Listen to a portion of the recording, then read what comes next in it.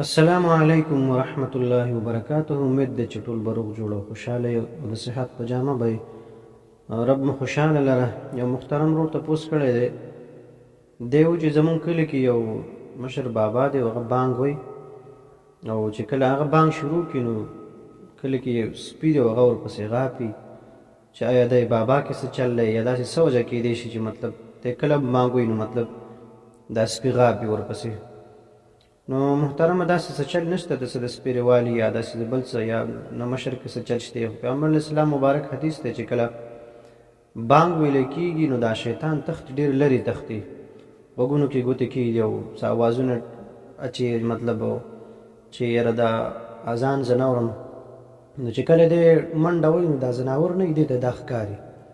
نو دی اکثر د سپو ته ښکاره شي چې کله دی منډه وایي نو دا سپي هغې پسې وغاپي، نو دی د وجې نه دا سپي غاپي. نو داسې څه خبره نشته دی، پوه شوې، چې مثلا یا دغه مشر کې څه چل دی یا بل داسې څه خبره پکې شته کوم حدیثونه کې راغلي.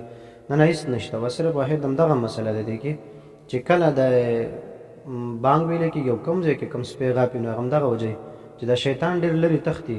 او حدیثو کې ثابته خبره ده چې دا شیطان ډېر لرې تښتي چې کله بانګ ویلی کېږي. نو چې کله هم دا شانې مسله وي نو دا سپی هغه شیطان دته ښکاره شي نو سپی په دې شیطان پسې غاپي، نو دغې وجې نه غاپي، نور داسې څه مسله پکې نشته. که نور داسې څه قسم مسله وي ستاسو د هر قسم مسلې تپوس کولی شي، کمنټ کې مونږ ته وایي، انشاءالله د هغې جواب به تاسو له مونږ درکوو.